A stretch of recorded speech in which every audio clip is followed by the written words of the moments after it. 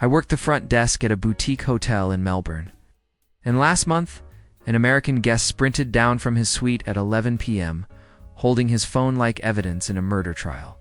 He had just posted a video of himself closing a business deal on LinkedIn and checked the reactions. 3 comments total, all from people he didn't know, and one said, "Good on ya, mate." He stared at me like I'd personally orchestrated an international conspiracy. Why isn't anyone congratulating me properly? He'd included hashtags like #blessed, #hustle-hard, and #self-taught millionaire in his announcement about purchasing a coffee roaster franchise. I explained that Australians don't typically celebrate achievements that way online, and he interrupted me to clarify that this wasn't just any achievement. This was him becoming a business owner at age 26, which according to his research placed him in the top percentile of entrepreneurs globally under 30. "But I earned this," he said, showing me analytics that proved his post had been seen by 400 people. He wanted me to explain why those 400 people weren't lining up to validate his success. Since in America, his friends would have flooded the comments with fire emojis and inspirational quotes about grinding.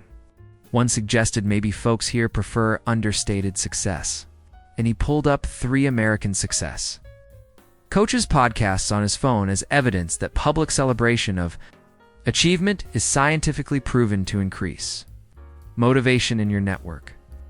My sister's a real estate agent in Brisbane, and she told me about an American client who'd sold his startup for what he described as 8 figures, closer to 9 if you count the earnout.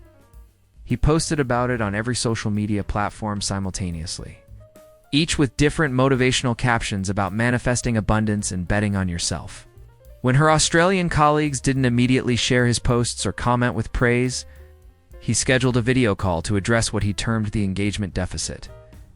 He'd calculated the average response time for congratulations in his American network versus his new Australian contacts, and presented her with a spreadsheet showing a 72% decrease in positive reinforcement. My sister explained that Australians generally keep professional victories quiet, and he countered that silence around success creates a culture of mediocrity. Citing a TED Talk he'd watched about vulnerability and achievement, he asked if Australia had any platforms specifically for high achievers to celebrate wins without judgment. Because he'd already drafted 5 more posts about his exit strategy, and didn't want them wasted on an audience that doesn't understand growth mindset. At the gym in Adelaide, where I'm a personal trainer, an American member asked why her transformation photos weren't getting the response she expected from local fitness groups. She'd posted before and after images with a caption about her dedication, discipline, and the specific calorie deficit she'd maintained for 16 weeks. Back home in Colorado, similar posts routinely got hundreds of comments calling her an inspiration, a warrior, a fitness queen. Here, she got 12 likes and 1 comment saying well done. She wanted to know if Australians were less supportive of fitness journeys, or if maybe the group admins were suppressing her content because they felt threatened by her results. I mentioned that Australians tend to find detailed self-promotion uncomfortable, and she showed me her Instagram insights proving that vulnerability and authenticity drive engagement, which is why she always includes her exact body fat percentage and supplement routine. "I'm helping people," she said, scrolling through American comments, thanking her for sharing her journey. She couldn't understand why Australians would reject free motivation, especially since she'd overcome significant obstacles. Like a busy schedule and a sweet tooth to achieve her physique, I'm a production coordinator for a tech company in Sydney, and we hired an American developer who introduced himself to the entire office by announcing he'd graduated top of his class from Stanford, completed 3 internships at Fortune 500 companies, and taught himself for programming languages before age 20. He said this information was important for establishing credibility and ensuring everyone understood his qualifications for the senior role he'd been given. Our Australian team sort of nodded and went back to their keyboards. And later that morning, he sent a company-wide email with his LinkedIn profile attached, encouraging everyone to connect so they could leverage each other's networks for mutual growth. Nobody responded within 2 hours. He visited each desk personally to ask if people had received his email, because in California, network building is considered essential to career development. One of our developers finally told him that Australians don't really do the whole self-promotion thing at work. And he explained that hiding your achievements actually disadvantages your team because they won't know your full capabilities, which reduces overall project efficiency. By lunch, he'd posted about his first day on 5 different professional platforms, tagging our company and describing himself as honored to bring Silicon Valley excellence to the Australian tech scene. My cousin manages a bookshop in Perth, and an American customer asked him to recommend business books for entrepreneurs. He suggested a few titles about sustainable growth and long-term planning, and she interrupted to ask if he had anything about personal branding and building your empire. When he said Australians typically don't use empire-building language, she explained that she's a life coach, and her entire methodology is based on claiming your power and owning your expertise without apology. She needed books that would teach her Australian clients to overcome their limiting beliefs about success, because she'd noticed that people here seem allergic to ambition. My cousin mentioned that maybe it's more about valuing humility, and she said humility is actually just fear disguised as virtue, which he learned from a mindset seminar in Austin. She pulled out her phone to show him her coaching website, where a bio describes her as Australia's premier transformation architect, despite having moved here 6 weeks ago. She wanted to leave business cards at the register, so customers would know a certified high-performance coach was available. When my cousin declined, she suggested he might be suffering from tall poppy syndrome himself and offered him a free discovery session at the university in Canberra, where I'm a lecturer. An American exchange professor joined our department and immediately updated the faculty directory to include her full CV, publications, list awards, and speaking engagements. The standard format is just name, office number, and email, but she'd contacted IT directly to request enhanced profile options, because students deserve to know they're learning from excellence. In her first department meeting, she introduced herself by listing her degrees, research grants, and media appearances, then asked why other faculty members hadn't done the same since. Transparency about credentials builds trust in academic communities. Our department head tried to move on to the agenda, and she clarified that she wasn't bragging. She was simply establishing authority through documented achievement, which is standard practice at American universities. During coffee breaks, she mentioned to several colleagues that Australian academia seemed less competitive than she'd expected, almost as if people weren't actively working to distinguish themselves from their peers. She'd already scheduled a campus talk about building an academic brand and seemed confused when only 2 people registered, both Americans. I manage a cafe in Byron Bay, and an American regular started posting photos of her coffee on Instagram with captions about how she manifested the perfect flat white through positive visualization. She'd tag us in these posts, along with hashtags about being blessed, living her best life, and choosing gratitude. After about a week, she came in confused that her posts weren't generating the engagement she'd planned for, because when she posted similar content about smoothies in Los Angeles, local wellness influencers would share her posts and invite her to events. She documented her cafe journey across Australia with professional photography and aspirational captions like, "When you align with abundance, even your morning coffee elevates your frequency."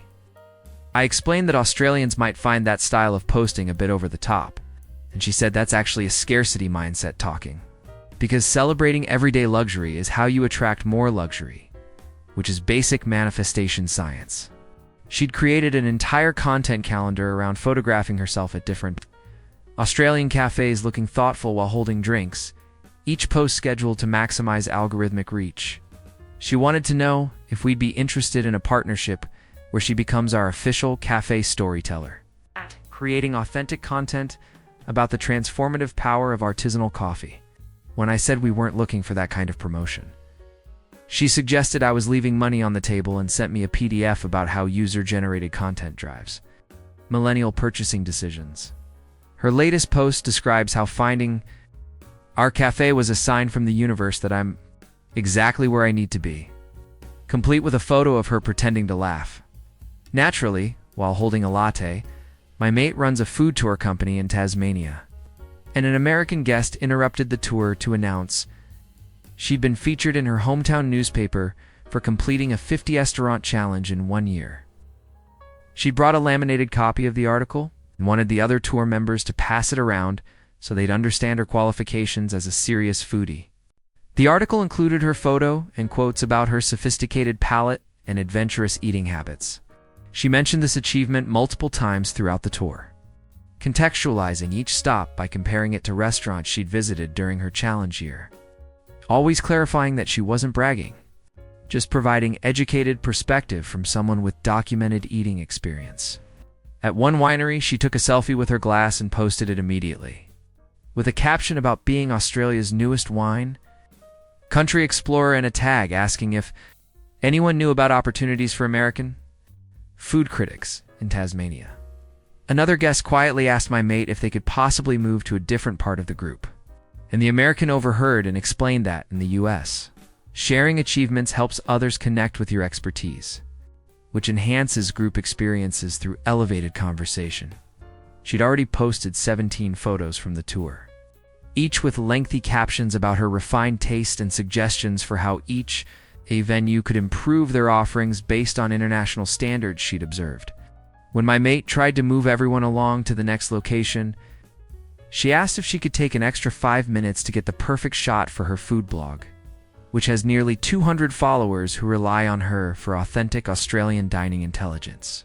She handed out business cards describing herself as a culinary adventurer and content creator at the final stop, asking people to follow her account so they could watch her Australian food journey unfold in real time. At the restaurant in Melbourne, where I'm a server, an American couple spent the entire meal discussing the husband's recent promotion, which they felt wasn't getting proper recognition from their Australian acquaintances. They'd posted about it multiple times on various platforms with different approaches, from humble gratitude to confident celebration, and none generated the response they'd expected from their new community. The wife had even created a comparison chart showing engagement metrics from similar posts in their previous city versus Melbourne. They wanted my opinion on whether Australians simply aren't happy for other people's success, or if there's a technical issue with how social media algorithms work in this country.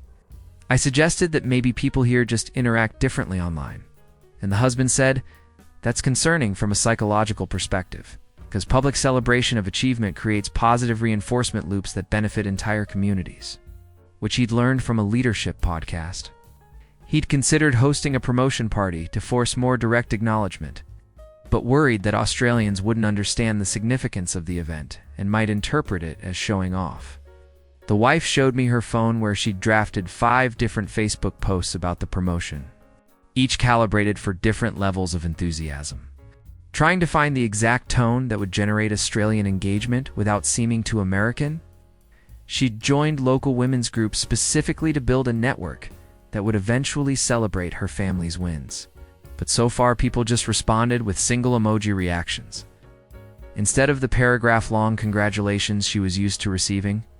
They asked if I knew any Americans in Melbourne who might want to form a support group for expats struggling with the lack of positive reinforcement in Australian culture, because maintaining motivation without regular external validation was proving more difficult than they'd anticipated. My sister works at a cooking school in Adelaide, and an American student introduced herself to the class by listing her culinary credentials, which included 2 weekend workshops in California and a perfect score on her food handler's permit exam. She'd brought certificates to prove these accomplishments and wanted the instructor to acknowledge her advanced standing before beginning the basic knife skills lesson. The instructor said everyone starts at the same level, regardless of background, and she explained that meritocracy requires recognizing existing achievement to ensure proper skill group placement. Otherwise, you're penalizing excellence by forcing it to repeat fundamentals. She'd researched the instructor's background online and noticed he didn't have any international training, which she found surprising for someone teaching culinary arts in what she called an increasingly globalized food landscape. During partner exercises, she kept mentioning her workshop experience and suggesting modifications to techniques based on what her California instructor had taught her, always clarifying that she wasn't trying to undermine the lesson, just enriching it with additional expertise. When another student asked her to please focus on the current demonstration, she said that in America, students are encouraged to share knowledge because collective improvement benefits everyone, She'd planned to post about the class on social media with tags highlighting her role as the advanced student, but felt the instructor's resistance to her input might not photograph well. At the end of class, she asked the instructor if he'd write a LinkedIn recommendation describing her as his most naturally gifted student, and when he declined, she said she'd write a draft, could approve that would benefit both their professional profiles through mutual endorsement. She posted a review of the class anyway, describing herself as someone who brought international perspective to traditional techniques and suggesting that other experienced cooks might find the pace to elementary, but beginners would definitely benefit. I sell tickets at a railway station in Brisbane, and an American asked if we offered any kind of frequent traveler recognition program for people who use the trains every day. When I said no, he explained that in the US, his metro system tracked his trips and periodically sent congratulatory emails when he hit milestones like 100 rides or 6 months of regular commuting. He'd saved all these emails because they validated his commitment to sustainable transportation, and he thought Australian public transit was missing an opportunity to celebrate commuters who make environmentally conscious choices. I mentioned that we just sell tickets and don't track individual journeys, and he said that's actually a huge oversight because positive reinforcement for good behavior is how you build lasting habits, which he'd learned from a productivity app that gamifies daily tasks. He'd already calculated that he'd taken approximately 47 train trips since moving here and felt that achievement deserved some form of acknowledgement, even if just a mention on the Transit Authority's social media. When I explained we don't do passenger shoutouts, he suggested I forward his feedback to management because implementing a recognition system could increase ridership by making commuters feel valued for their consistent choice to use public transportation.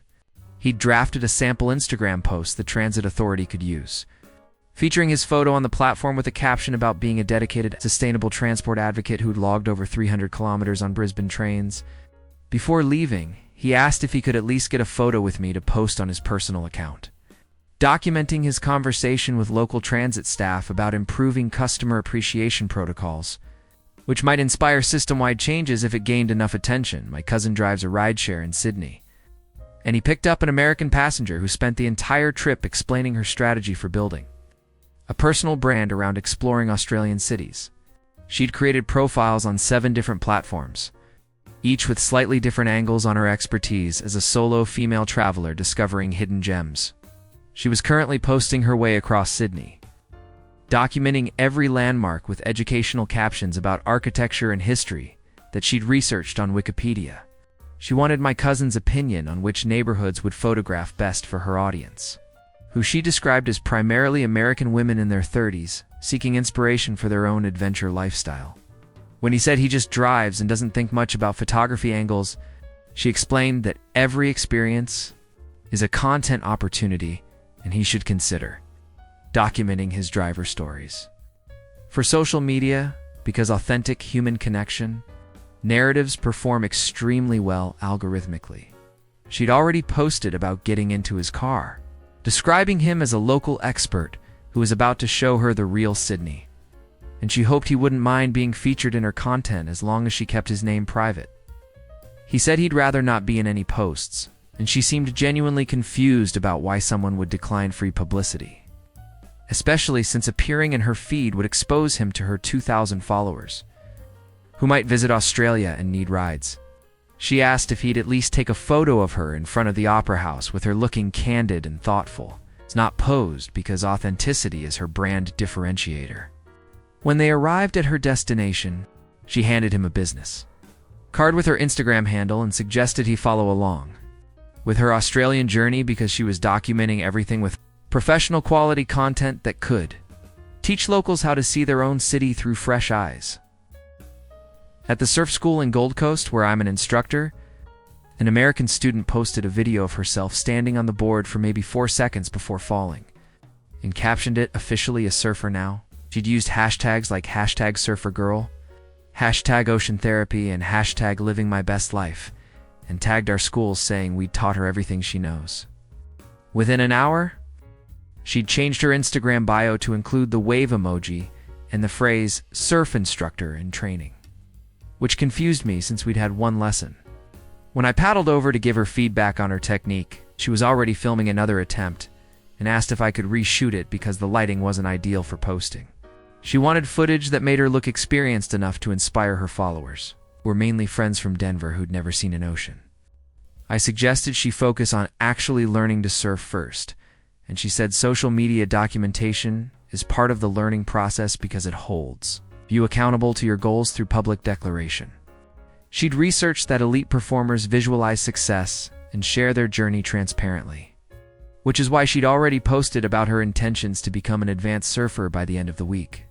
Later, I saw her explaining to other students that she was documenting her surf progression for her wellness platform, where she teaches people about stepping outside their comfort zones through extreme self-care.